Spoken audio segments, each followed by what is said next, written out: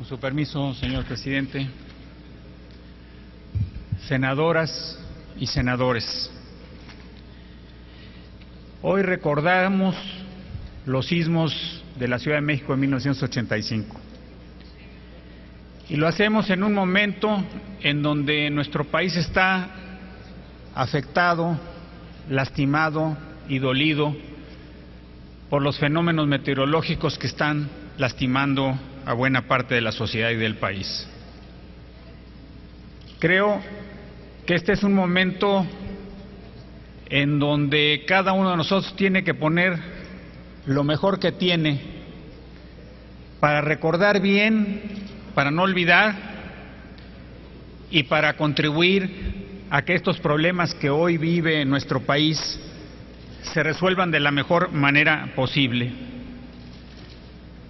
Recuerdo el cuadro que todos conocemos de 1985.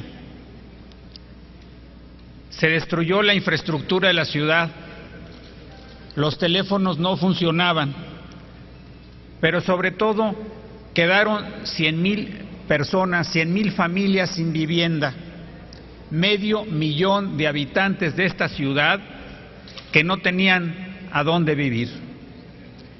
Estábamos frente a un drama, creo yo, comparable con lo que hoy se está viviendo en el país. Y esa situación llevó a una gran descoordinación inicial, a grandes enojos, a movilizaciones, para finalmente lograr lo que parecía muy difícil de conseguir, que era que todos nos pusiéramos de acuerdo sobre lo que tenía que hacerse en esta ciudad y hacerlo con puntualidad y hacerlo con honestidad y hacerlo con efectividad. Yo quisiera simplemente en este momento decir lo que me parece que serían las lecciones del 85 para el 2013. La primera, estos asuntos requieren de coordinación interinstitucional y requieren de mando. No se pueden atender si esto no existe. Y esto es distinto a simplemente aparecer en los medios y a dar la apariencia de que las cosas están siendo atendidas. Se trata y se necesita de una verdadera coordinación institucional que llegue a los lugares y a las familias afectadas. Lo segundo que se necesita en momentos tan difíciles como el que hoy vive el país y vivió en el 85 es un gobierno que se decida a actuar con un espíritu de justicia y de inclusión social. Cuando estas cosas ocurren, los más afectados son los más pobres y tiene que haber un principio de equidad en la atención. No se puede tratar a todos igual. Tiene que haber recursos para compensar los daños a los afectados. Lo tercero es que se necesita dinero con oportunidad y se necesita un manejo escrupuloso de los programas, completamente transparente, donde no haya nadie que pueda decir que alguien se corrompió, que hay funcionarios que se enriquecieron con los programas de asistencia.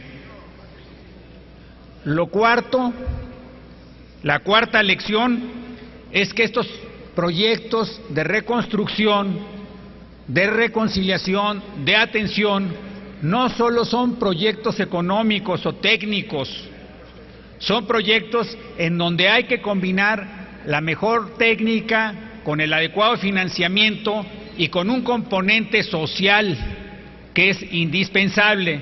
De otra manera, los proyectos van al fracaso.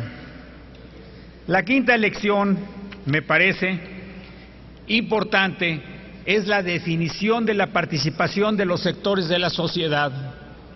Una tragedia de este tamaño no la puede resolver solo el gobierno. Se necesita de la colaboración del sector privado, sobre todo de la industria de la construcción, y se necesita del respaldo y de la aprobación de las comunidades. Y la combinación de estos tres se tiene que hacer sobre una definición clara de dónde están los límites de actuación del gobierno, de las empresas y de la comunidad. Y por último, quiero recordar que cuando ocurren estas tragedias se genera una enorme turbulencia en la vida política de las comunidades. Yo creo que la Ciudad de México cambió después del 85, no volvió a ser igual.